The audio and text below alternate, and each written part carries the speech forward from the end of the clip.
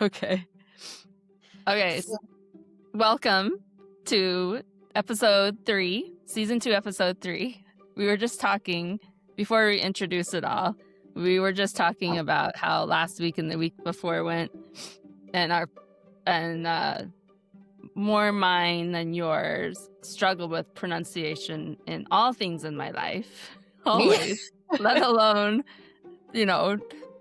Icelandic and all the things we're going to tackle this season, right? So Mhm. you have a friend that was listening to our podcast. So Flyga. Yes. Flyga is what I thought was the fourth part of the human, which is the female, which it is. It's your female ancestor that everybody has. It's the fourth feminine part of every man, woman, everybody who's like your guide. And so tell me what she... So she is like us. And so she sent me, she was driving this morning listening to us, and she sent me this help because it sent her down a rabbit trail. Which is so here- awesome. I'll I play. was sitting in my car and I was just listening to your podcast, and I think that word. Oh, shoot. Oh, shoot. Dang it. Hang on. Because it's spelled F-I... Well, she was She should just come on. She um could be like our segment, our pronunciation segment.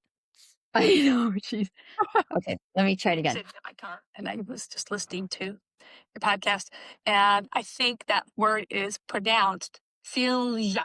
Filja. Ja. Fill. And then yeah.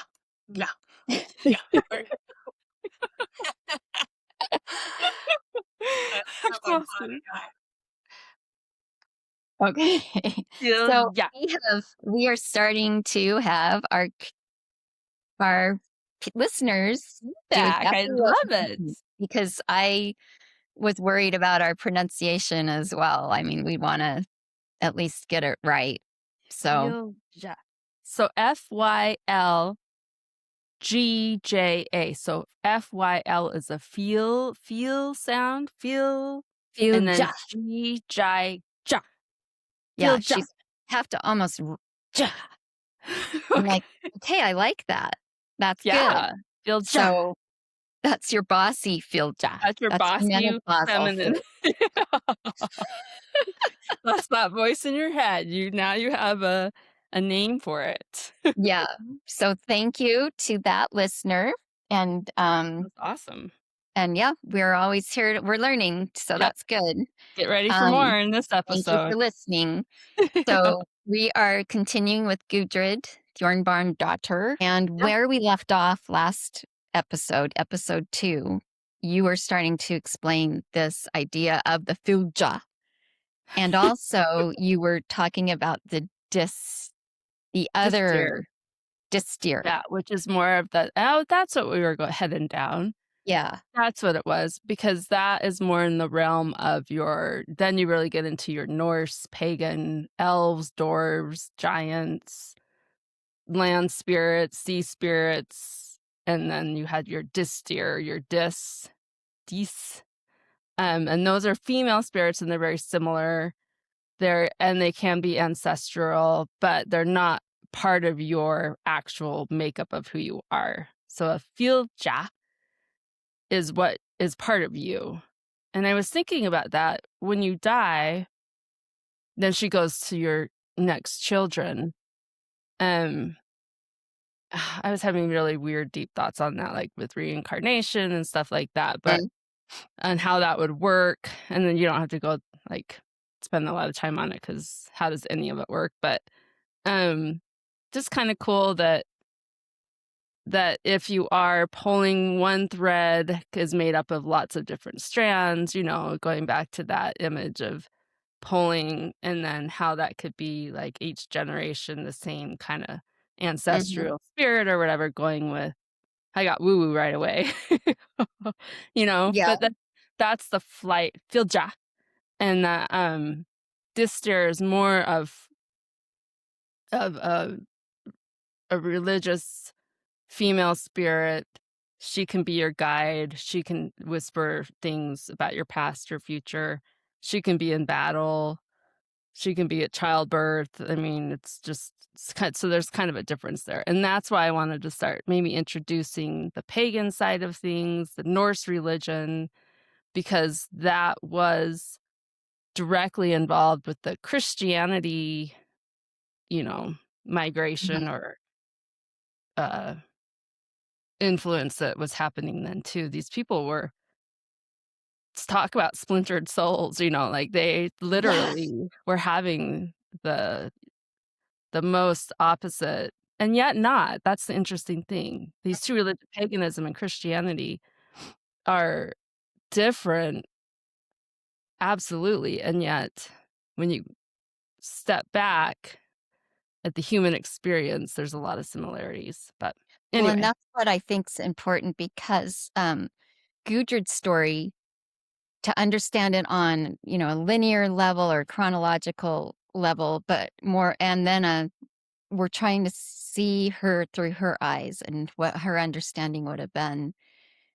This little Iceland microcosm of early Christianity, um, late paganism, different types of paganism. You've got enslavement issues, you've got, Mhm. economic issues going on, things like that. And I think it's important to talk about what spirits Gudrid was hearkening to. Yeah, What very was nice. what filled up her world that way a little bit. And I think you're the perfect person to talk to us about that. We'll see. I mean, it's just you think about yourself, and here I'm at my age and our age and everybody, just think of where you are in your life at this moment and what brought you to this moment and all the different voices and experiences and stories and music and threatening things, or goals that have brought you to be this certain person. And for Gudrid, in that moment, she wasn't very old. I mean, she's a young person venturing off, you know, with her dad, which we'll talk about. Um, but she's carrying with her, in my mind, she's carrying with her this Norse religion, this the old world, right? It's about it's going to die soon, or it's going to be categorized as an evil, terrible thing for the rest of history, basically. I mean, the word pagan now, you just picture devil horns and blood rituals and all these terrible things. And like with anything, sure, that could be a part of it. Everything can be used for evil or whatever. But when you really start reading about it, it's a very nature-based religion. And for her, it did have spiritual benefits to believing that way, right? It wasn't just Well, and as you'll explain, I mean that the mechanism of fate in a Celtic woman's life and is also a Norse woman's life, right?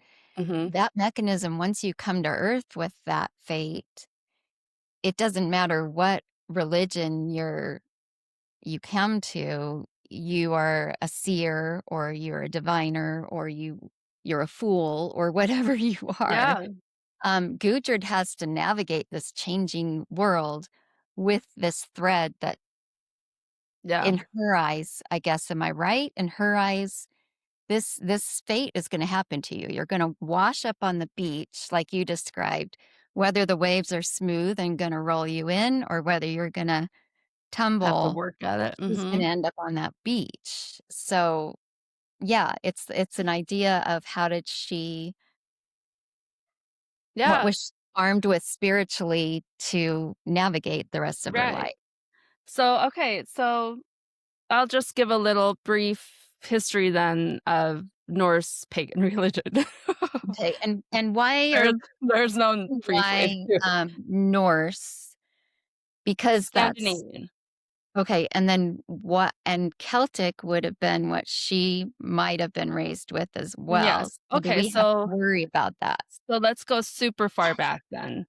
Oh, Um, you to go where you pi. want. Let's go to pi. Pi stands for, oh, am I doing it right? Maybe it's PG. PG is Proto-Germanic, but I need to go even further back. I want to go to pi. Pi, pause for a moment. I love it. Stands The for, magic I think, school bus. You can take us back. okay. PIE. Oh, Proto-Indo-European. Okay, so you have to Okay. go super far back. PIE, Proto-Indo-European.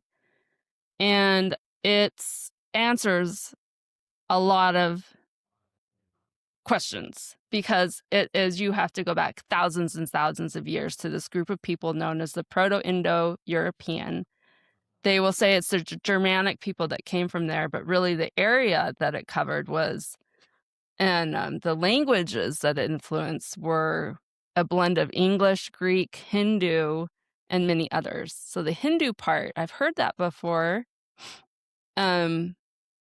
Do we know approximate date? Like, is it this BC a million It or would be BC, not a million, but you're not okay? far off. BC way back, and I can find out later. But Okay. yeah, we're talking it had influence. If you need to answer the flood, why so many different cultures have a flood story, you could go back to kind of this time and say, Okay. well, they all have a story. It started in this time. Or why is the word hell in the Bible also the name of the woman that guards the land of the dead in the Norse religion, right? Hell, Okay. Hel. You could say it's because Christians translated or whatever. You could also say, well, um, you can go back to this time period. If you want to ask, why does the Bible have giants? Why does Norse pagan religion have giants? Why are there giants? Why does you could go back to, well, it could have started with this mythology or this event, or, you can play with, that's a really exciting place to go play Yeah. with, Yeah. you can go to Goblet Yeah. Tech, and, you can go wild with it.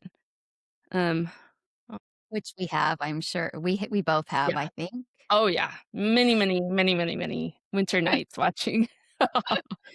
So anyway, that kind of explains then how, if you want to say that, then the Celtics and the Norse paganism has similarities too, because now we're giving ourselves freedom to even say um, Sumerian stories match Swedish stories, right? Because Right. we established that this group of people from way long ago either had shared words, shared stories, shared beliefs, whatever, that can trickle in now to these different religions. Okay. Does That that make is sense? helpful. Yes, that is Okay. very helpful.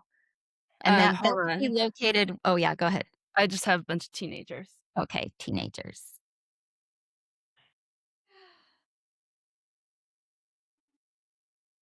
Shoot, it might be loud. That's okay. We've got the young girls here. I better behave. I know Okay. they might call you a witch if you look at them wrong. I know. Okay, so that explains, that's And how you can kind of start there. and as far as they know now and it's always changing archaeologically, but we're thinking that place, the Proto-Indo-European is around Turkey or I like, around yeah, so that, I yes, don't okay, so Mesopotamia, the uh Levan, yeah, your breadbasket or whatever. But the thing we all yeah, use, the Neolithic, whatever, yes. Yeah. that when they started agriculture, that I don't know. It's so hard to, No, I just need a general idea. It's yeah. not So North picture, I wish I Africa. had I have a map of Norway and I keep looking at it for the world and it's not. But yeah, picture where we were told and where you find the Dead Sea Scrolls and the Bible and all of that, come up through Syria, um, that whole area. You get the Hindu involved because it's still your your stands, your stand area, all that. And then they would have migrated. Even way back in the we're discovering, even way back BC, um, they were interacting all over the place in ways that we're just learning now. I think we're So very or very conceited or something to think that travel didn't exist because we would never get on a boat. We would never travel that way, so no way, well, like and in my mind, I feel like the way I have to open my brain or when I recognize my modern brain, I feel like we all picture them in a cave. And like yeah, that Plato's idea of you're right, just watching the shadows on the cave. No, they were outside making the shadows. Like they weren't just hunkered right, down, waiting for God to be nice or mean, you know? right, right. Yeah, So, we're told they're living in caves, and at some so point, yeah, maybe they did, but, yeah. yeah, these were people with language and with stories and with hopes and dreams enough to have Mhm. very basic truths, still speaking to us this day, like, so then I started, okay, well, who's their god or whatever, and they don't have an actual god, again, they have a group of gods, but Odin is their all-father, and it's not the same Christian term, sorry, it's not there, sorry, That's burping. okay. So Odin is the all-father, but not in the way that Christians think of God as the all-knowing God, the Mhm. omnipotent God. It basically just means, like, he's the all-father. It's kinda when you read the story of the gods and the mythology of the gods from beginning to end, they're just basic, funny, troubled gods, and they In need the help. Norse pantheon. Yeah, you've got, um, Odin and Thor and Loki and Frey and Freyr and Tyr and, Baldar, that handsome one, I think that's how you pronounce it. All these gods, you have the chick with the apples that keep you young, that's in the Oh. Iden, I don't know, and she had golden apples, she'd walk around in a box just around Asgard, heaven or whatever, Asgard, where the gods lived. Not heaven, but, and then they could when they felt a wrinkle, they could grab one of the apples, her golden apples, and eat them, and, Oh, I want that lady to I come. know. It's not. Oh, Some people are trying to do that even today, but yeah. anyway, it's interesting. So, Keep preaching, Sarah. I love when you okay, can so do this. okay. So they had problems and they had these gods are very human-like, except they all had their exceptional thing, which when you think about it, every human is a human-like, except each human has their exceptional thing. And Yeah. then even, they're giving each person some people can shapeshift, some people humans can do things. Mhm. They have giants, and giants are supposedly these terrible, evil, terrible, scary things, and yet the gods are going to them for help with their farm, or they marry them, and Yeah, it's just this didn't I mean, they interesting. bred with Yeah, didn't Odin Loki. breed with the giant or Yeah, Loki? and Loki has 3 kids with a giant, and that his kids he's interesting because he Mm. turns he hangs out with the gods, he's not really part of the gods. I mean, you could see the similarity of Lucifer and everything. In Well, the they end, they he's the Christianized it a little bit. yeah, yeah, you have to be and I did listen to this podcast of this guy he's like, I'm gonna tell you the story of Yggdrasil, which is the world tree." He says, "And you're gonna hear a lot of things that are gonna get you excited because 'cause you're gonna think, 'That's the same as Christianity,'" And it's true 'cause this is what we do. I wanna relate things to my things that I know and understand. He said, and 2 things, you can either be excited and do a little more research and find out if you think that that's a real similarity. You can go back to pi or whatever. Or he says you can just assume that it was translated a certain way and that the people you're learning about, these Norse, Vikings, Norse, Scandinavian, people don't think like you and don't, you can do that too. So really you have a choice. You have to play four-dimensional chess Yeah. in how you interrogate your sources. Yeah. But then here's the thing. So then when you do go and like, okay, I'm going to go to the original source, which is the Poetic Edda, right? And it's translated, but it has this whole section which reminds me of the Beatitudes a little bit, because here I am Mm. comparing Christianity, but or Proverbs. I guess it's more like Proverbs. It's Odin. He wakes up this.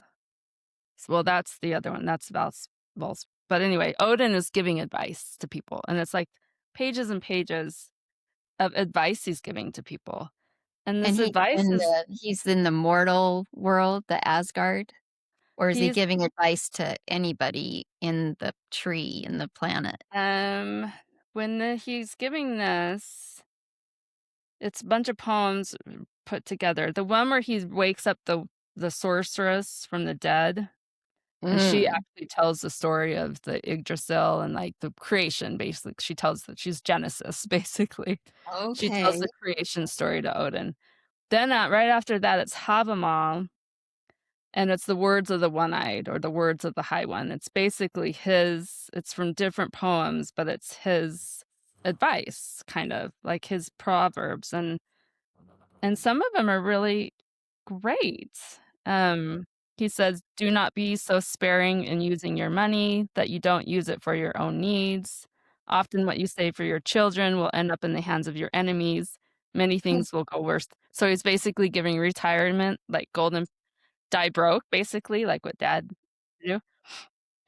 Be a friend to your friend and also to his friend, but never be a friend to the enemy of your friend, like just little proverbs, just kind of words of wisdom.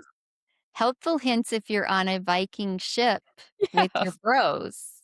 Yeah. Like, yeah, don't like yeah, it is I love it how Yeah. He it's all says, "No helpful. man should mock another for falling in love. Love sickness often strikes harder on a wise man than a fool." I love It's that. it harkens a little bit to and I guess the Proverbs, all these things to Confucius or the teachings of, Yes. a little bit Right. like a blend of a god and your smart grandmother. Yes. Yeah. And so if those are poems being read in 500 AD or maybe even 1000 BC, right? Then those are just truths that came through, I mean, friendship and love and money, and he talks about, like, how to build the kinda house you should have or always have a home or, just real basic truths coming from this God. It's Yeah. in their way. Um, so the Yggdrasil is the tree of life. I know that's another theme, but this, but it's basically a huge tree that they believe its roots go down. It's so tall, it reaches above the clouds. The roots go so deep, they go into the earth so much so that they go into they're fed by three different wells.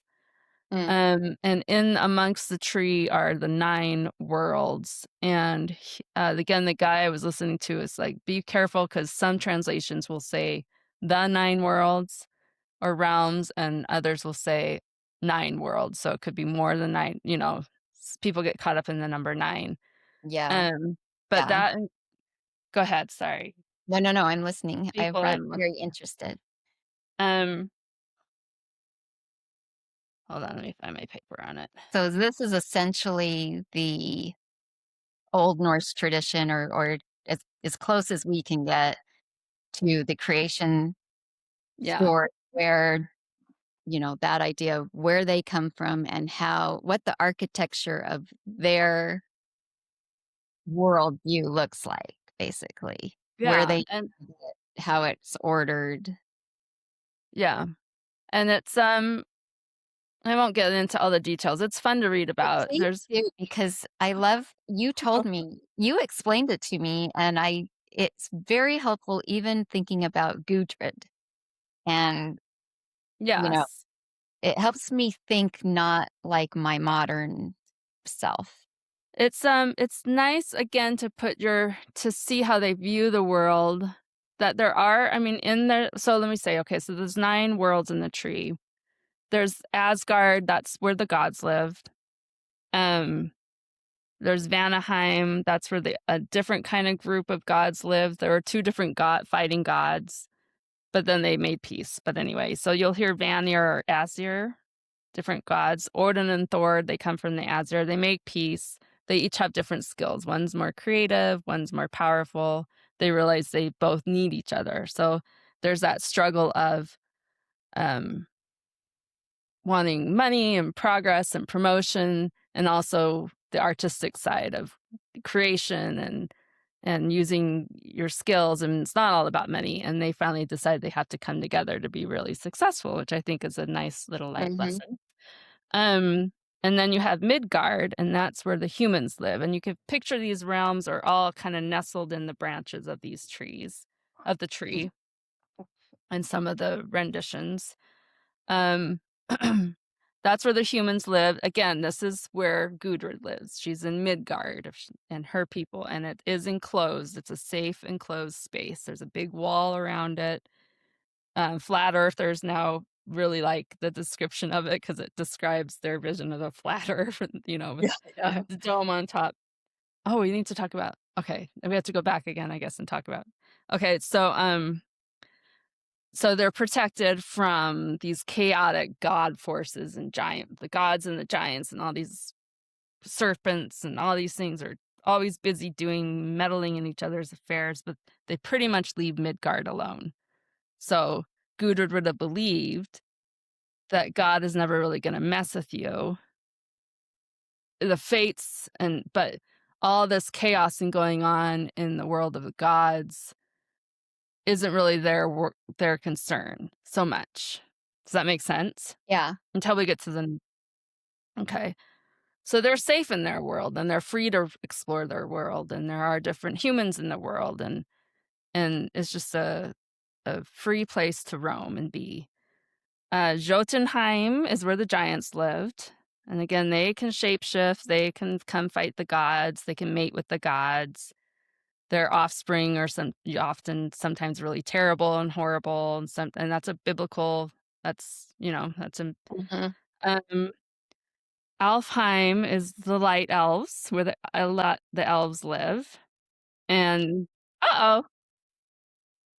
Oh, no. Oh, it says you stopped. Ask him to refresh, then rejoin from a regular browser, not incognito? Okay, now Yeah. mine is Sarah is experiencing issues.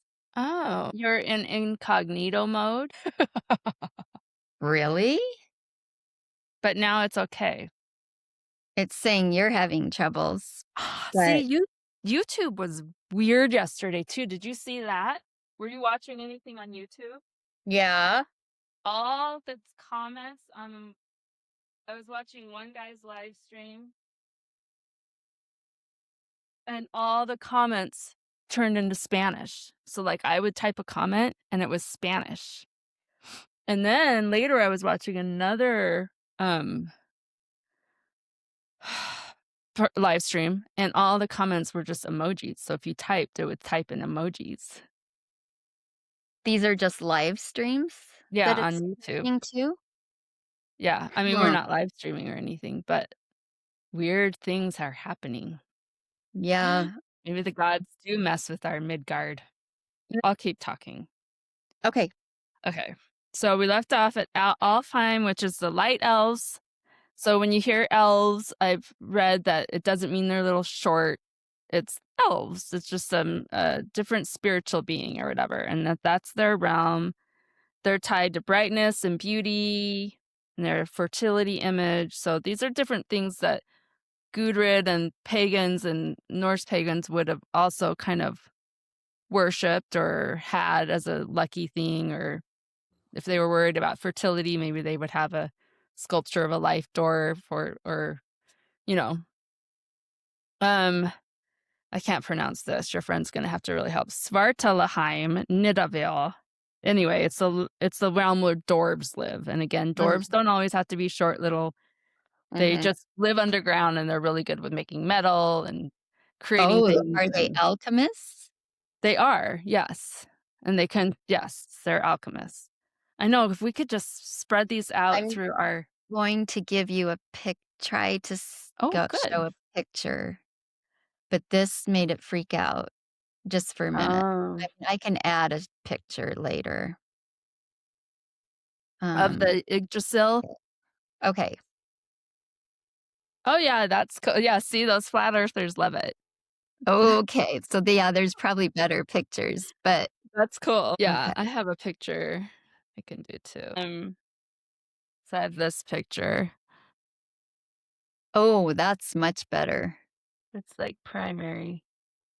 But Oh, it's that's really so yeah, so then you have Muspel, which is the fire realm, and this is important for the end of time thing. It's the fire, and there's one person, one giant named Surtur, and he has been there since the beginning, will be there at the end. He holds a flaming sword. He's in the land of fire, and he's just waiting for the end of time. Ragnarok is like last days, end of the world kind of thing. Niflheim is cold. This is important to know in their burial practices. Niflheim, it's a cold, misty realm, primordial chill, fog, deep cosmic north imagery. So it isn't necessarily hell, but it is to the north. And we find in a lot of archaeological digs that people were buried with preparations on how to get to the north with skis or ships or horses or, and they were um, going north meant kind of going to your death or going to the death. It was a that is such a good thing to bring up because even embedded in this, ancient idea was the idea of you're gonna travel. You're yes, gonna need skis, you yeah, might need carts, you are, you gotta move through the different worlds and through yes. the different ideas and beings. Physically move in Yeah. the because one part gets really close to kind of explaining. There's a story in with the gods where Bagdar, one of the handsome gods that everybody loves, he dies. He's killed by his brother. Oh, this is a cool part. So his mom loved him, and some prophecy said that he was going to die. So his mom goes, and she is, I think she's fur, but she goes and she tries to think of anything that could hurt her son. Like, what could kill my son? And could a rock fall on him? Well, she goes to the rocks and makes an oath with the rocks. You will never hurt my son, right? And rocks are like, we will never hurt your son. She goes to the water. You'll never drown my son. No, we'll never drown your son. She goes to fire. We'll never burn your son. She goes to beasts and just name it. A mother can think of a lot of ways, her child could get hurt. And she thought of all of them and went Yeah. and made them all promise to her that they would never hurt her son. And she's walking past this big tree, and up in the tree is the mistletoe kind of wrapped up in the tree. And she looks at the mistletoe and she's like, well, that's mistletoe can't hurt anybody. So she doesn't make an oath with the mistletoe. And then Loki hears this, figures out that the one thing that she never didn't make an oath with was mistletoe. So he goes and gets mistletoe, and through another brother and blah blah blah, that her son dies from a dart from mistletoe.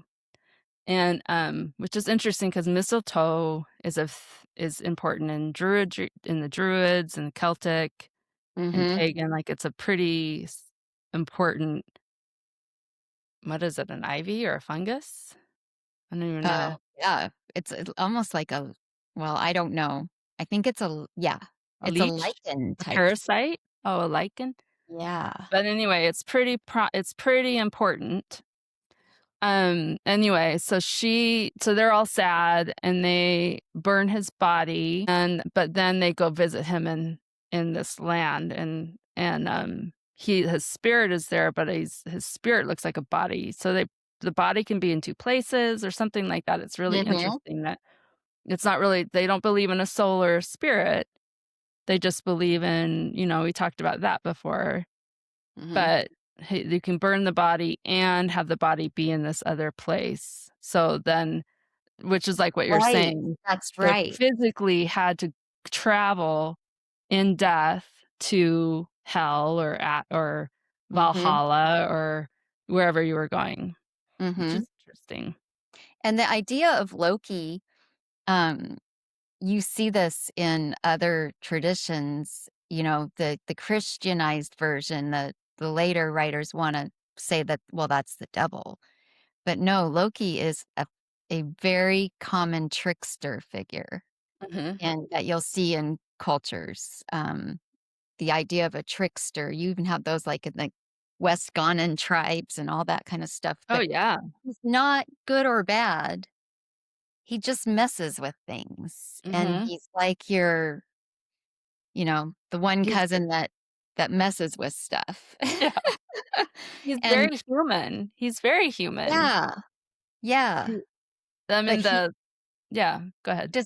it's almost like he has the ability to mess with luck in a way, to mess with your good vibes or your good ways, and he'll mess with it. So you have to, as part of being human, you have to understand that maybe you're going on a path or whatever, but it could get messed up. But you gotta work with Loki a little bit and Yeah, work, it's right? interesting. He's not mean. There's not hell even in this tradition, right? There's a form of it, which is interesting. So it's not like a damnation. It's not there's no for lack of a better word, because there is shame, but there's no, guilt. Is that the word? There's no as we know it as Christians of like, "I did this, I better repent. I'm gonna go to hell," and, like, all these Mhm. other reasons to make you make good choices until you get to a beautiful part in Christianity where you're making good choices for love or whatever, but as a in the pagan faith, it's not you aren't being compelled to do correct things, I wouldn't say. It's more, just it is what it is, right? You just aren't mean to people and you're not I don't know, now I'm wandering. Yeah, it is, but the thing you have to think about is there is an ambivalence. There's not this overlay of blessings and sin Yes, or right, heaven and or hell. There's right. a heaven and hell, and sometimes you can go visit there and sometimes you can't, and, Yeah, that's you know they know where they're going when they die. There's not a lot of choices. There's 2. You go Okay. to you go to well, maybe 3. You go to Valhalla if you die gloriously in battle, and even then, the Val Valkyrie say that for me. Valrikes? Val Valkyries? Valkyrie. We're gonna Valkyries? get this, and I we know. because we want to be right I know. so Um, badly. even then, if you die gloriously in battle, you still have to be kinda selected by a certain guardian to go to Valhalla. I think you can also go to so you might go to Valhalla if you die in battle, you get to go to Valhalla. If you Mhm. don't, if you die any other way, they call it less glorious ways or boring normal ways. There's Yeah, some boring. funny words for it, like, you go to the next place, which is hell, Hel. It's Helheim, hell. It's the realm of the dead ruled by Hel, Hel, generally for those who did not die in battle. It's not the same as Christian hell. So think of all the people that think they're going there. It's mothers who die in childbirth. It's Yeah. children. It's a lot of women. That's probably why it's run by Hel, which is a woman. She's Mhm. Loki's daughter. Loki and a giant's daughter. She's got Mhm. half her face is beautiful and warm and fleshy and rosy, and the other half is a corpse, like decaying corpse face. So is it an affirmation of, like, live your life and enjoy it because where you're going is just so-so, or It's not a horrible place. They eat. I mean, it's a horrible place, but they eat and they just are there. You're just there. And I don't think they believe in reincarnation. I think they're just there waiting for Ragnarok, waiting for the end, you know? Oh, yeah. And because they are they believe they're in their physical bodies that they've traveled there. Okay. Um, then there's Valhalla, and that's where Odin is in charge of Valhalla. It's beautiful, it's big. The doors is like can fit 800 soldiers shoulder to shoulder to go through the door. It's huge, it's wonderful. Um, and then so that's your realms in the tree. La, la, la.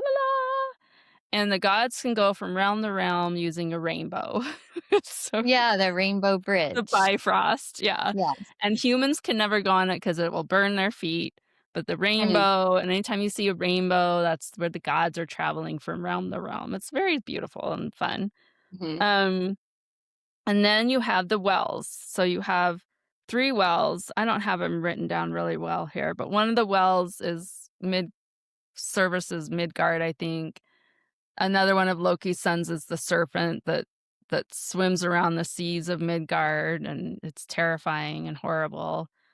And then you also have Norn's well and Urd's well. Urd's well, and the Norns are your fates, and these are the women that sit around the well and they weave your fates. Very similar. There's Greek, right? They have the mhm, fates. Um, and we're talking, if we believe this, then this is pre-Roman, pre any of that. So it's mhm. interesting to go back to the pie idea on this. Yeah. Um, they draw water. There's three of the three of the women. Basically, one's past, present, future. You know, um, and they decide your fate. So they decide that the island you're heading to, even though there'll be different things that make different waves. And the 3 routes are, one route goes to the god, one goes towards wisdom, that's Mimir's well, and one goes to the underworld. They're very interested in wisdom because Odin, that's what he sacrificed himself unto himself to gain wisdom, and he gave his one eye to Yeah, a well to and he hung upside down, and he which hung upside freaked down. the Christians out, you know? So they're like, "Oh, how do we figure that out?" That their main god, in search of knowledge, Yes. hung himself over this well, right?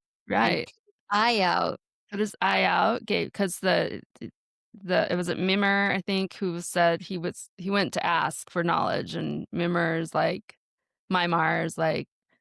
"Well, give me your eye." And Odin's like, "I just fought a bunch of giants. I just had the worst trip of my life to get here. Yeah, you want my eye? I'll give you my eye." So he gives him his eye, and the eye is floating in the well from now on. Later, Mimir gets his head cut off, and now his head's floating in this pond, but it's knowledge. And I keep coming back, Odin sacrificed himself unto himself, and what what do you think that I know what it can mean, but what does that really mean? Because everybody knows it. It's in lots of poems referring. He's the one that he's known as the god who sacrificed himself to himself. Isn't that interesting? I mean, I Yeah, guess wonder Jesus, what that means. if you believe Jesus was sacrificed to God and you believe they're the same person, that's kind of the same thing. Yeah, you know what? Yes, because you have to dip into their creation story of Mhm. the female, male Oh, we one wanna talk being. about that, yeah. That's I think that's how we're gonna understand that. Okay, so then that's Yggdrasil, and there's a a hawk and a eagle on the top, and they watch everything, and they have meaning. There's a squirrel that goes up and down. They all have names. The squirrel goes up and down the branches sharing gossip and news, it's busy. Yeah. There's a, de deer or stags eating at the bark and the branches. They all kind of have a purpose a little bit. There's the serpents at the bottom, snakes and serpents at the bottom that are eating and scratching at the bark. Basically, this tree is always being gnawed at and torn away. It's always the gods are always stressed about this tree Mm, and the treatment of this tree because it's just being worn away and mm. um but basically at the end of it, I'll do the end and then the beginning again. The end is Loki basically ushers in Ragnarok. He does some great they have one big blow up. They all get drunk and have a big party and just goes too far. and That happens. and he Yeah. leaves on a different level of just being an outcast and mad at everybody and they're all mad at him and they do some things. There's a big long story and um basically it introduces Ragnarok, which is the end, and there's no everybody knows it. All the gods are gonna die. They all die in a very specific way, fighting a very specific thing.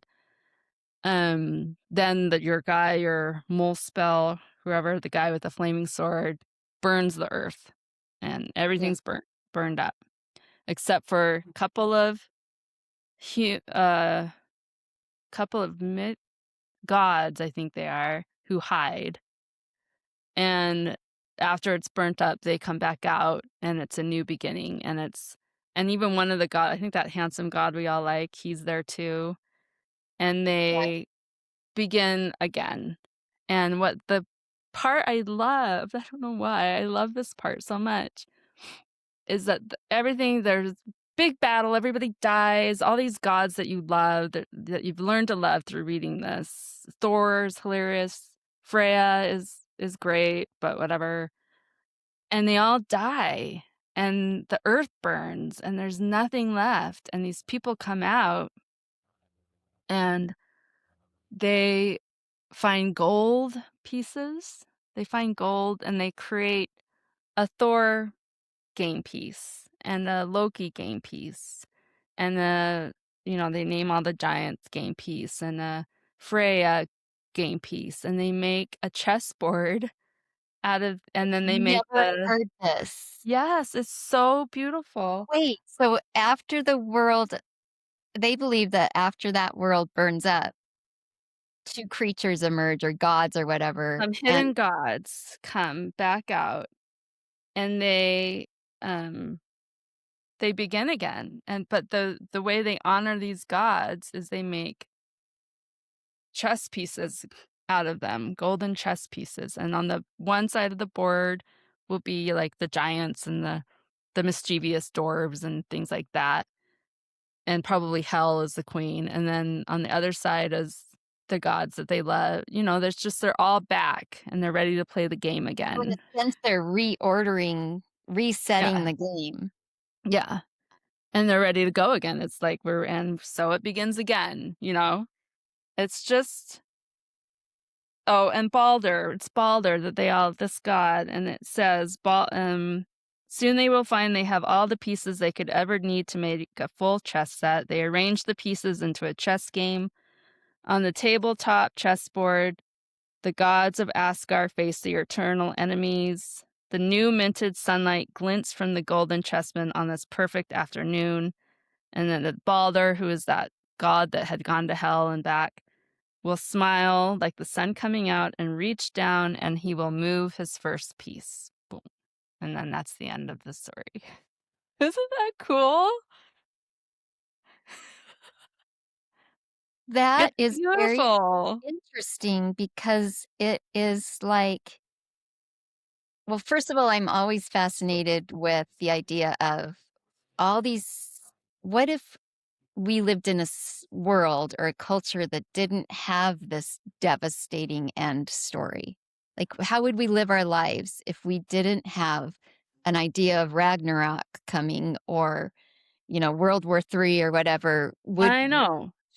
What chess moves would we make differently Is there if a nation? Is there a hanging over us? Right. Is there anybody on this planet that doesn't have that hanging over them? Why do we have I that mean, and hanging over us?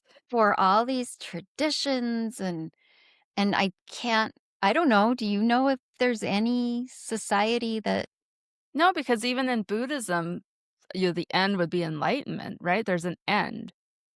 And I don't know if it's a big, scary, horrific but end, I but feel like sometimes man, to myself, how am I living my life because I have this story? yes. and then how would Gudrid be? I mean, we know they weren't afraid of battle. We've seen that, Right. you They know, loved it because that's how you got to the good place. yeah, it You just needed makes to die in battle. go out playing the best game you can. Look at Um, how look at how much other people get away with things by telling other people there's a big scary end. Like, look, what a great way to get an army say the only way you go to the really pretty heaven or afterworld is dying in battle. So come fight my battle, you know? yeah, yeah. Like the way we can get manipulated by being told stories like that too Well, is and it is, I mean, I love how this is this ancient belief system, but we saw it in Gudrid's grandfather's story, Weifel. mhm. One of the only ways if you were taken slave by the Norse people, that you could be freed is if you fought victoriously in a battle on their side and you were courageous Really? and you did great, then you can be free. Or B, if you purposely killed someone on your old side and Oh, showed loyalty. So, I mean, that kind of comes back full circle to that fundamental belief system that, you can change your whole life or reset your chessboard, I guess. So is that a form of reincarnation then that they're believing in? Or what is that? no, I think Or they hope? are from then that moment on, they became if this is an origin story, which isn't which or it's kinda cool because they believe Ragnarok already happened then, right? That's what I always wonder. You don't even know, like with biblical traditions, Right. you don't know, did revelations already happen or is it Right. going to happen? Right. Some people say it's already and we're in the season of Lucifer's like in Well, we know that. the millennium, the 1,000 years where he's bound already happened, but now he's free kinda moment. So we're that Yeah. far advanced in the timeline. But, even if they do believe that Ragnarok already happened, this resetting of the chess pieces and the board would mean that it's gonna happen again, right? So they are still having that hang over their head, I guess? Yeah, like the cyclical, well, it is like nature. They Right. understood the The cycle of cycle. life. They Mhm. understood you have to burn some of your crops so they'll grow back better. They Right. maybe more than we understand it. You live life with death, and it's always being born and reformed. So Yeah. It's I and I'll just say real quick too, one thing that goes through when you're reading about the Norse and these people is how much they did love games. So I think it's cool that their big story revelations equivalent into the game piece. Well, my Um, brain goes to the book that's come out.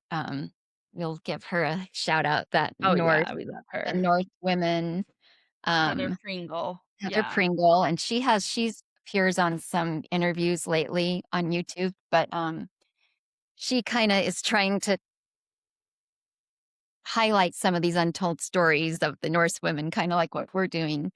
But one of the archaeological sites that have just been found that she describes. So she describes how we're unearthing the artifacts and the peoples is the full-on ship was buried with all the guys in it, right? Yeah. And one of the bodies found had a game piece in it shoved in his mouth. And that is so interesting to me. And she Yeah. kind of speculates what is the symbolism? Does that mean that's the other army kind of rubbing it in his face that he lost? Or does it signify he was the king or do they understand that origin story of the Ragnarok? Yeah. And that's his game piece to have when he comes back. It's really interesting. I love the gaming part It's in sagas, they're always playing games. Yeah, so that was a really so that, we need to pause and find the name of it Oh, of real the archaeological site. yeah, Okay. Um, I have it in and am I taking you places you don't wanna be? I wanna go everywhere. Okay. I go everywhere. But I swear I've never heard that before. I love that. Yeah, it's cool, I need to cite my source for it. I never heard the resetting of the game. Here it is. Ser oh, wow, this isn't gonna Serima. Okay. So the place you're talking about is in Serima, right? And it was, in Estonia, almost all the way to Russia. They kind of found it Hmm. in the mouth of I can't find the river, but it's basically Estonia. So picture Vikings, made it all the way across the Baltic Sea, Mhm. and over to Estonia, and that's where they found this ship, and it's she or maybe it's Neil Price, somebody sort uses that as a evidence that Vikings were doing their thing, raiding, traveling, conquering, because these were warriors, they had weapons and things, it wasn't just a trading vessel, right? It was actually armed, Yeah. found It way was kind before of a battle. yeah. And this was discovered and dated to be way before the first known or attributed Viking raid, which was Lindisfarne Mhm. over in England, and that was 740 AD. And so they're dating this back to be I don't have it. Um, Let's see. they're dating this where is the quickest place to find it? I guess I could quote her. Yeah. Um, so this is from the North Women. I hope this is okay to do.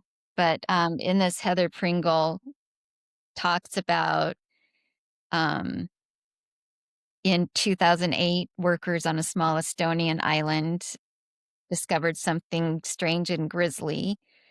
Um, I don't know if this is necessary, but it turned out um, at first the workers thought the bones belonged to casualties from the Second World War, but as digging continued, this is Heather Pringle, the crew began uncovering artifacts that were more than 1,200 years old: a long iron spearhead, a bent sword blade, which we know what that means, Mhm.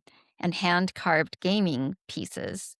It later proved to be the mass grave of more than 40 armed Viking men who had met violent ends during a foray to Estonia around the year 750. 750. Um, Okay, yeah, so maybe I'm wrong then. Well, if 7 when does Lindisfarne? So about that time, okay. But it shows that they weren't just heading west, they were heading east too, which yeah, is crazy. yeah. Um, okay, so So back to the gaming piece. yeah, the gaming pieces and how games are so important, and when I read that, I thought, "Okay, it's a fun pastime too," but it was really important, you know? I think Wh- the frame of mind played a really important part in their life too. They were very matter of fact, strategic, maybe Mhm. even. I think Gudrid is also that way, and her father obviously is, and he's replacing his pieces from one place to another, Yeah. which is interesting. It's almost like how Okay. they describe one of the few first words we hear, um, Gudrid described as a woman who can reckon, Yes, right? right.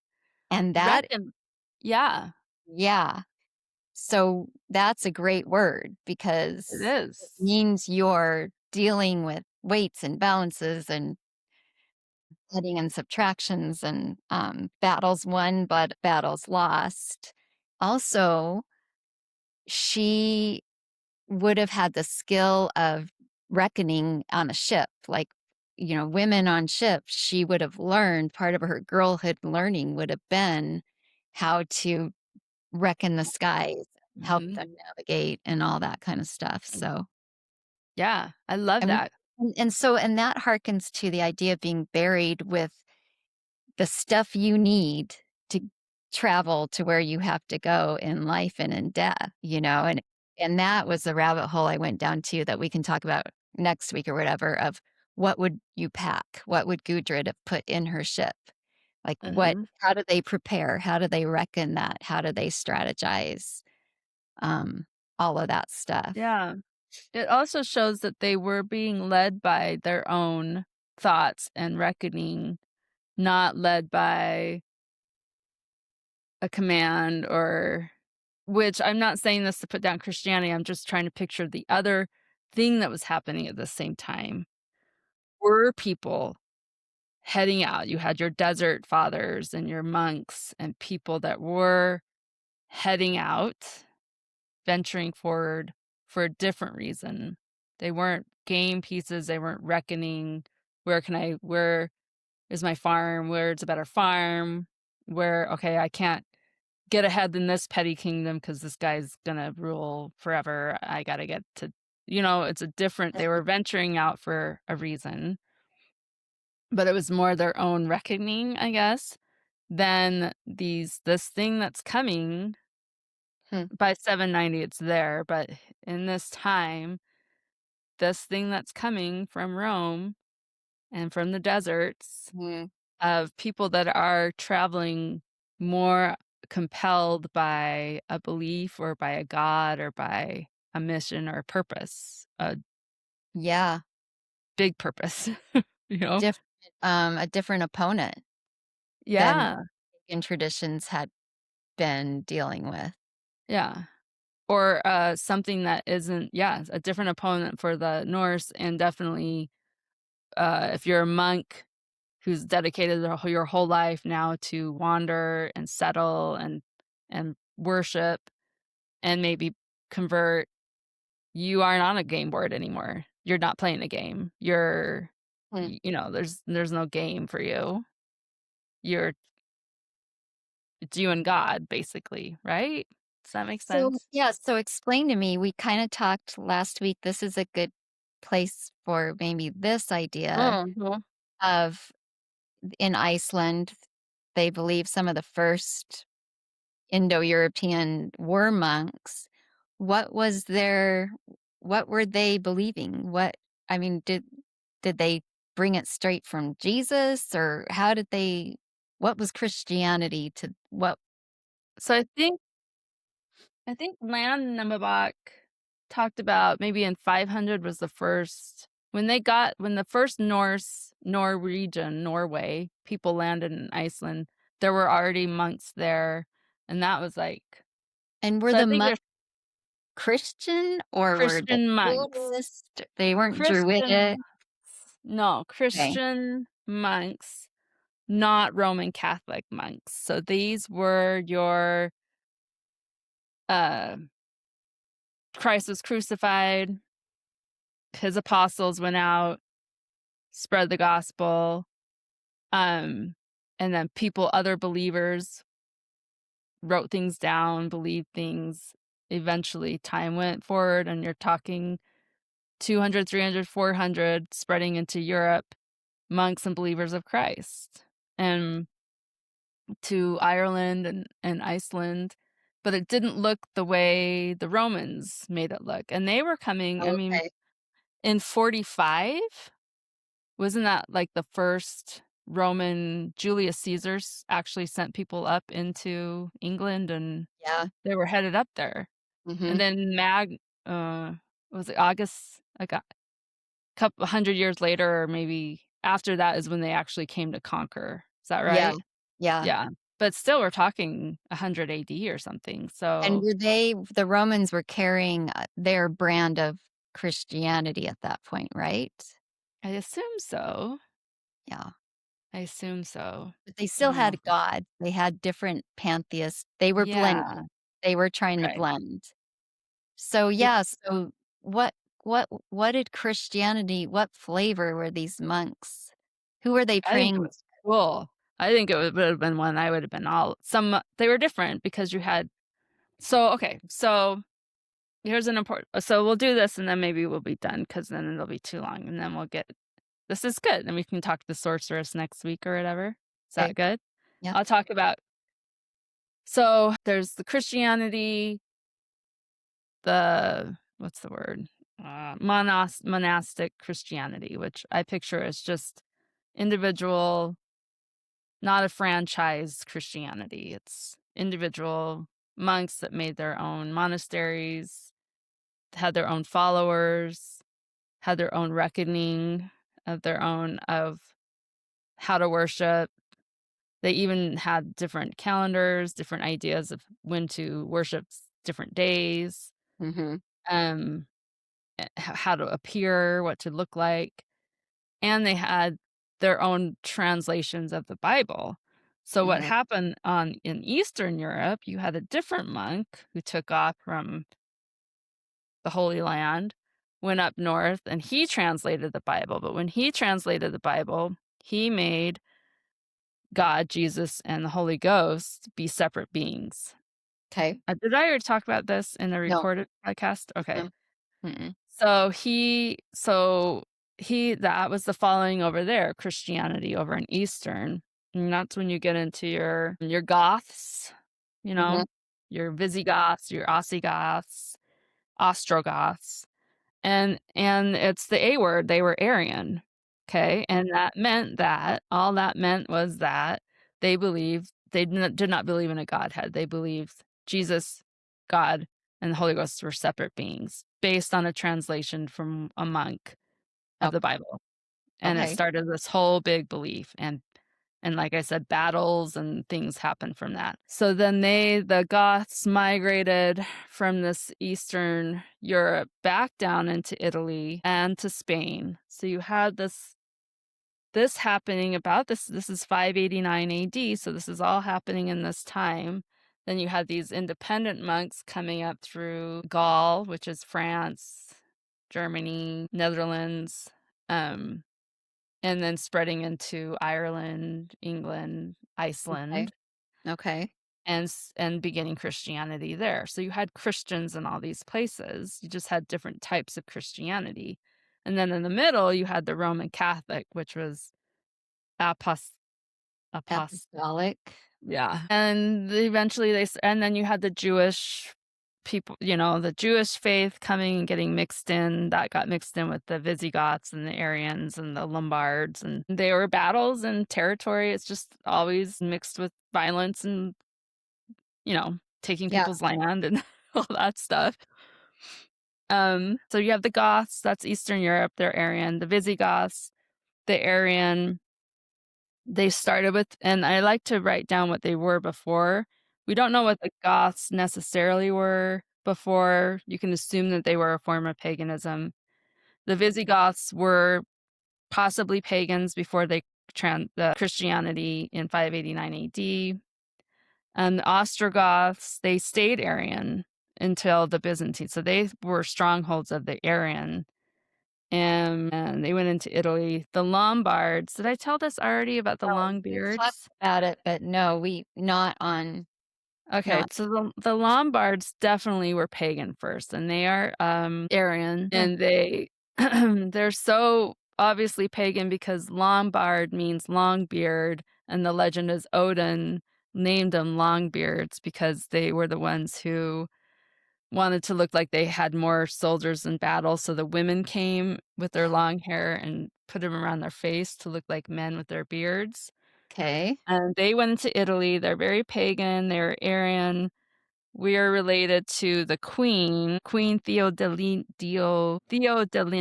She was the eastern half of Italy, and she was married to an Aryan king.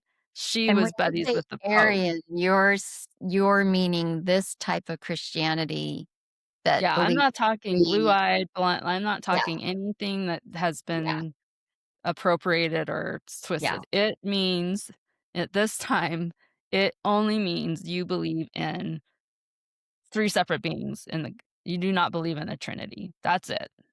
So There's they have no different superior ideas race. of what God looked like. No. It's just that's when you say Aryan, you're talking about they do not believe in one Godhead. That's Okay. it. Okay. Um So she was friends with the Pope. She got her husband to convert. She was very diplomatic. Queen Theodelinda in Italy got everybody to convert to Roman Catholicism in 589 by slow, diplomatic, calm means. She built a Okay. little in their neighborhood, she built a little Roman Catholic chapel, and don't worry about it, it's just one little chapel, so if you wanna go to that one, you can go to it, but I'm not pressuring you, and eventually more people went, "Oh, there's another one now in your neighborhood," and slowly it evolved where they all were converted to Roman Catholic from Aaron. Then you have your Saxons, and they started as Scandinavian, right? Over Mhm. in Denmark, Like Germanic. Netherlands. Yeah. Germanic, okay. Mhm. And, they had a rough time. King Charlemagne was part of that. He Mhm. burned their Irminsul, which was their tree, their Yggdrasil symbol, and set up laws against pagan behaviors and practices. Right in that area, the Frisians, they converted in 719, very slowly and violently. Wow. Saxons converted fully in 785, 719, slowly and violent. So this is all on the cusp of the Viking raiding era, are Yeah. these places where Christianity is taking over. I think that's And interesting. the Christianity they were converting to was the Roman Roman. Catholic that had a central consolidating power and Yeah. okay. So they're either coming straight from paganism to Roman Catholic, skipping over anything else, or you're coming from the Arian to Roman Catholic, or you're coming from your Celtic, who I'll talk about in a minute, Okay. from paganism to monastic Interesting. Christianity to Roman Catholic. So Okay. it's kind of like a ease. Frisians, it was a very violent. The Romans cut down their sacred tree. They call it Thor's Oak in 723. And the Frisians are still kind of there. They're interesting. They have the Book of Olinda, Right. that is kind of like a manuscript translated by a guy in the 1800s, you know? Great. So he had a lot of footnotes. Yes. Norway, they didn't get fully baptized until the 900s. There's some cool stories there with King Olav. There was a lot of Oh, okay. We fun. have in 380, it was so Oh, pagan. 80 AD, we have Domaldi Visperson, who was the king of Uppsala, and his there was a famine going on, and the Swedes, he allowed them he like, there were several year of crop failures. This is important 'cause it I links love to it. Tell. and so since none of his animal or human sacrifices helped improve the situation, he ultimately Oh, sacrificed yeah. himself. That tells you how pagan they were. At 380 AD, his son was 14 when his father sacrificed himself. So you've got this, Interesting. 340 AD to 500, and you've got, this clash of traditions. Really hardcore belief.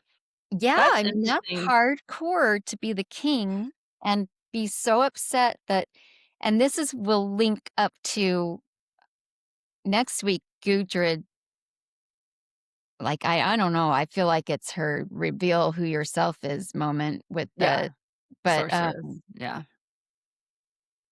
I mean, they believed this. It was a practicing culture, you know? Yeah. I don't know, I messed with your thing there. So true, because they're not just converting, and some of them were, but they're not just converting because, like we talked about last week, a lot of them really did believe it. And maybe they believed it more in harder times or something like that. But they had a religious center. They would all go there every 9 years they had a pilgrimage. They had specific rituals. Even in your home, you could do things. They were practicing at home. It wasn't like prayer and things like that, but it was things that you could do to get in tune with that spiritual side of that Yeah. realm. You were Yeah. walking hand in hand on the path with your full guts and your beliefs and your, Yeah. sacrifices, and you're arming yourself against this world you're in, Yeah, and I think about different religions, and one of the most important glue of any religion I can think of right now is your ancestry, right? It's where Oh. you're coming from. It's there are religions who do actual physical work for their ancestors. There are religions that set up specific areas of their home for their ancestors. Religions that have a certain god about it's just how important that glue with your past is. And And some so even in modern times that will dig up their ancestors every few years and have a party for that okay. body, Really? right? I think that's in, Indonesia or something, but yeah, they Okay, yeah, literally okay. I mean, Really into it. this you're So, talking but about this peop thing coming into their world is not just messing with their politics and their way they yeah, practice and their healing, it's messing with a fourth of who they are, their ancestry, right? Of their yes, you person. gotta explain that to them. Mhm. Yeah, So to convert would have been a very big thing, I think. If you truly were converting for the right reasons to Christianity, it had to be something in that religion was speaking to that, and I think that's where we see, um, a lot of these translations and things like that trying to blend them to make it mm, easier for people to convert from paganism to Christianity. yeah, I mean, you're right. Yeah. Okay, so, Denmark, 965 is when they fully converted. It's Herald Bluetooth, which everybody look at your computer and everything. That Bluetooth symbol is a rune, 2 runes. It's a bind rune. Oh, it's Mhm. a spell then, Yeah, it is. a bind Totally. rune. It's a bind rune. It's the B for Berkana, and then it's the H for hail, um but then if you wanted to make it more the link Bluetooth, it's B for blue and has a T in there, kinda in a weird way, Tiwaz. But, yeah, so that I don't know, it's just always fun. But anyway, he was part of Denmark. He was the second Christian king in Scandinavia. He was very popular, Harald Bluetooth. Um Hmm, Iceland, they all converted in 1000. They did it in a very nice way, and we're gonna talk about it more. They were very diplomatic. They had a pagan leader. Christianity, paganism was on the island of Iceland. There were some flare-ups. It wasn't as violent as what was going on over in Europe, but it was time to decide. And so their leader, didn't he like put himself under his cloak for 2 nights and slept or something and yeah, fasted and yeah, then he isolated finally himself for uh-huh. figure out he had to decide. You had to decide which to do. In the Norse political system is set up by pings or things, Uh-huh. and that's your group. So when you have a thing, it's when all your leaders get together and decide. So they had a big, big, big thing, and they all got together, and he decided, yeah, okay, we're gonna take Christianity. We'll adopt Christianity. You can still practice in your homes if you need to, or look away for a little bit. But we are Christian now. And this And is it should be noted, this discussion took place Gudrid was there. Like, yes. she's the 19-year-old girl. Yes. She's there for this, I it's so mean, cool. and she's got parents who are some Mhm. type of Christian and other parents, mothers, friends that are Yeah. pagan. Do you think She's she got spoke up for Christianity at this point? I still wanna understand what they thought Christianity was, which you see, like, Odd, the deep-minded, Mhm. going to the pagan place in Iceland and putting her crosses up, kinda like, Mhm. you know, building her little chapel. You see, Eric the Red's wife in Greenland making him build her a chapel. So in Iceland, how did they understand this Christianity? What did they think was better in it for them than paganism? Or did they find a way to live with that together? In Iceland, I think they it didn't actually take, right? It actually went back to paganism later, like in the 14s or um Yeah. You're talking about this moment, and they made a wise decision. He's like, "We'll be a divided culture if we don't yeah. agree with this." And I will say, so okay, let me just finish. So Yeah, and sorry. Swedish was the last one. 1087, Sweden was the destruction of the temple in Uppsala. Mhm. Uppsala is in Sweden. Sorry, it's on the kind of near the And that's the east coast of site where Sweden. that Swedish king sacrificed himself Yes. not Yeah. too many hundred years before. Right. So the one thing I noticed in those conversion stories of these different places, many of them were, I kind of talked about the Lombards with Queen Theolinda, were Christian queens making their pagan kings convert. So the hand women had in all of this was pretty strong. The Interesting. Franks were converted by Clotilde. She was from Burgundy. She married a Frank king, King Clovis, in the 5th century, and basically insisted that, well, she said if you win this battle or whatever, if you don't die in this battle, you have to convert or something like that. And he didn't die, so he had to convert, kind of thing. She's a saint now. The Frank Queen Bertha in 597 made her King Ethbert in Kent, England convert. She had a big, strong hand in that. We talked about the Lombards. That was a major thing she did to get half of Italy. Italy was split, Roman Catholic and Arian, and she got them to all turn Roman Catholic. And then there's other stories of women influencing this Christian conversion. So women took to it quicker, and I think we Which talked about that. wonder what were they hearing that they liked? Mhm. Yeah. Were they hearing a direct route to power that they didn't have before? Like maybe a shortcut to power? Yeah, probably for these queens, this upper level, that's probably what it was, the consolidation of people, and then, if your king is ruling all these people, maybe. And then I will never set aside also that it could have been a true revelation conversion. I mean, the way that a Mhm. lot of these people write, they're pretty convicted in it.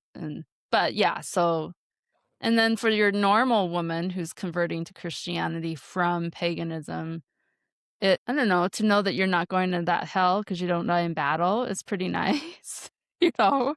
That maybe would do Yeah, it for me. That everybody gets to go live with God and your in heaven. baby. Your Yeah. baby just get to go to heaven, and you don't have to go hang out with hell. What? I don't think they believed that yet, maybe. I don't know. Well, if it's That's a Roman good point. Catholic. Oh, yeah. Oh, yeah. You don't think so? I don't know, I'm just my brain's, like, thinking. This is a I lot. don't know, this is my question. What in the heck did they think they were converting to? What were they getting from it? Was it that it was outside of their men's, belief system, and or maybe they thought it was safer for their sons to not be Yeah, have warring, to die in or, battle. the message of peace and the hearth and all this stuff. Were they getting that from the monastery monks' flavor of Christianity? Yeah, I mean, he writes about it. And the reason this is important, and this will go to next week's, but the next time we see Gudrid, she's actually having to make a choice right in front of us in the saga of who are you? What Yeah. religion are you? You know, and which is pretty symbolic. Here's what Neil Price writes about it in his book, Children of Ash and Elm, which we didn't even talk about the creation story, but Right. he said, there are also indications that not everyone was happy with the spread of the new faith, blah, blah, blah. The social position of women also altered with conversion. Several scholars have argued that Christianity brought a focus on the individual in contrast to the patriarchal norms of traditional Viking Age society. So it's true. It would have been more introspective. You're thinking inward now on yourself. It's the introduction of a soul. You're not split into this luck, the humming jaw and the I already forgot how to announce it. Filja. Yeah. Filja. The hummer, which is your shell. And you're brought into just a soul and a body, right? So that's kind of simplifying And many things. maybe in their mind, you're cutting out the middleman to God or to Odin. Like Yeah. you're Yeah. Ironically, that's what they. Okay, and it says that all cross pendants known from Burka, so one specific burial site, all the cross pendants in burials were found on women, not men. And he's saying that it's probably because of the perspective afterlife. So after the afterlife became a big selling point. So the afterlife offered hope of a happy and permanent existence in heaven and the ability to influence one's destiny through actions undertaken in life. So you're getting rid of the fates. It comes back in colonial time. The Protestants bring it back. meddling cronies Yeah, down there with down your by the foot. well. Yeah. So it is pretty empowering if you think that you have the ability. Evidence for increased gender equality as a result of a shift in religious belief might explain the number of rune stones erected by women. And that's another thing we'll talk about another time. The rune stones are often. On the other hand, so here he said there's one reason why they would have. On the other hand, the church was hardly egalitarian and curbed women's agencies. The traditional spirituality of North women gave considerable power and control of access to other worlds. So then he's talking about the sorcery, the magic that would Right. be taken from a woman. Right. It was removed by Christianity. So the status in their household was also demoted. So that's the other thing. A lot of burial sites, women were buried with keys. Lots of key. They always had keys. And it was symbolic of if you had more keys, you were more prominent because the woman ran the household. She had the keys to all the doors, to all the food, to the gates. And And so they that's harkens to that double, the 2 kings you can have, the brother kings, or when your guy's gone on a raid, you have the keys. Mhm. You have the power of attorney, so to speak. Yeah, you do. Yeah. And so Mm. her access, her power in the household is demoted. You know, now you become beholden to your husband. So yeah, he writes pretty nicely about that. He also talks about how Christianity changed lots of habits, their eating habits. Fishing picked up because you had to eat fish on Fridays. You know, Huh. it's just really interesting how they can. And he also talked a little bit about how they blended it. It said that the way they buried people. So anyway, there was a blending happening, even in the mystical, even in the leaders. And for a woman, you had to, I guess, make that choice, which was more important. Your power in this world or your power in the next world, maybe. That is kind of bittersweet.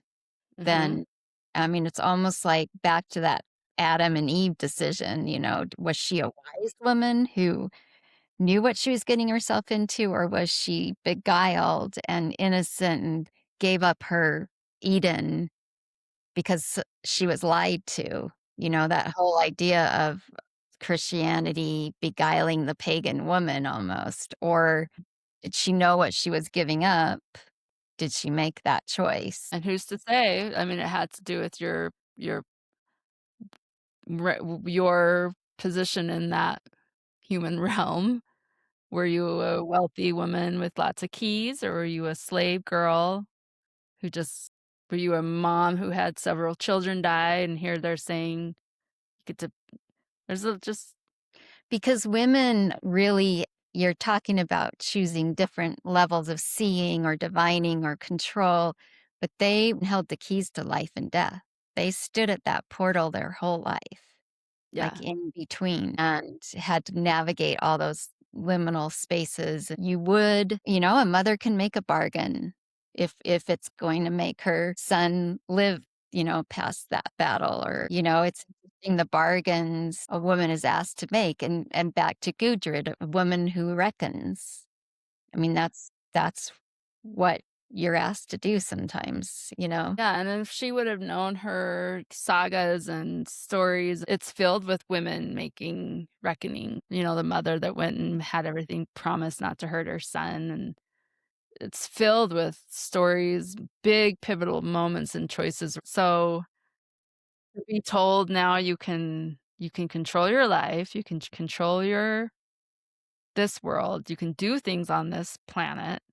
You don't have to go die in battle. You can do lots of things. You can pray, you can take a sacrament, come worship at this time, eat this food on this day, do all these things, and then you have a glorious afterlife. Maybe was pretty nice, and that's why the men didn't care. They're all gonna die in battle anyway, so, maybe that's why Yeah, they were they slower. get virgins in the Valhalla, and, Yeah. I you guess know polygamy would have had to go away, and women maybe would have liked that too. The Norse religion, Norse culture, Viking culture was That's polygamous. right. Had polygamy. That's right, and concubinage. Yeah, concubines. Mhm. And, that would have gone away. Have to think about that Yeah. deal. I know. So then when you talk about, like, well, what were they being sold? I don't think they were being sold the Roman Catholic strict what that was had evolved to. I think they were being sold a softer, more familiar Christianity of Yeah. What they were they still reckoning with? yeah, and they everything was done by nature and the sun and the moon and the belief of the moon and it was still very familiar to them, um, to their pagan sensitivities, I think. Mhm, mhm. So and then when the Romans came, then it was and so there was a very famous, what is it called? Not synod, what was it? I think I talked about it already. This is my last thing, and then we should probably be done. There is a lady we're related to that was there for the meeting at synod. Yeah, this is good. This is what we'll end with. Oh, Hild Whitby. So she was there for Synod of Whitby. So in 664, the Roman Catholics and the Celtic Christians were kind of converging in England. And so much so that, again, just like in Iceland, a decision needed to be made of which doctrine are we going to go with. Hmm. And the monastic priests in England were, I know I did talk about this last time because I talked about Bede, the reckoning of time. Um, this book, it's he wrote Well, you about just held it up, but you didn't say much about it. oh, okay. Oh, You I'm said glad you he remember. wrote this whole book on one concept. Yeah, on the concept of when to celebrate Easter. Because if Yes. you're coming from a pagan place, you are celebrating Easter in a different time. If you're coming from a Roman Catholic place, you are celebrating Easter on a different time. You're taking in math and numbers and counting back days from the middle, the Ides, blah blah blah. If you're coming from a monastic side, you're looking at the phases of the moon and the sun and the equinox and when a year begins and blah blah blah. And they had that to decide, and then they also had haircuts, Oh, basically things they had to decide in this synod of Whitby. And Iona, we talked about you wanted that was also the more mystical, the thin place was being able yeah. to be more in tune with the spiritual realm and things like that. That's the Christianity that Gudrid's grandfather would have brought to Iceland. So, yeah. So they decided that they would celebrate Easter the Roman Catholic way and have the haircuts be the Roman Catholic way. And that was kind of the death, I think, of the hybrid pagan Christian. Oh. And you're saying a woman was there, a woman in our So line. our woman, Hilda of Whitby, Hilda, She was there. She preferred the Celtic Christianity. She's known for making a big stink about it and really Okay. standing up for it. And then she went away, and then she came back, and she was an abbess near Lindisfarne. And this is years before the Vikings, that are 100 years before, but it's cool that that's where she was. That's the very first Viking raid, famous Viking raid in Lindisfarne, where Really? And Our Mhm. Lady was sitting there? That's where she had an abbess, but she was there before she wouldn't have been there when they came. But it is kind of cool. There's Our Lady there worshiping and having a nunnery in Lindisfarne, and then our other ancestors are showing up 100 years later to raid that monastery, steal the relics, capture some of the monks, kill the monks, you know? Wow. So anyway, that's that. Yeah, I mean, why are all our chicas end up as nuns? That's a good question, but They're very devout. yeah, They're stubborn.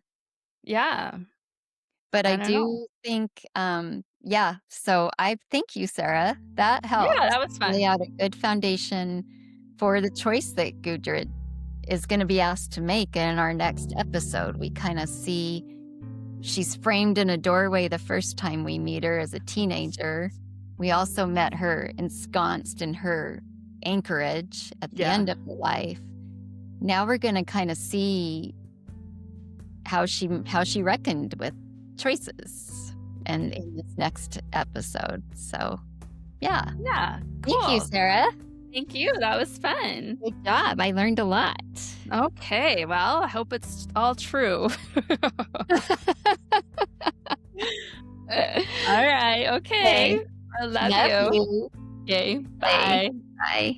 I think I'm still processing.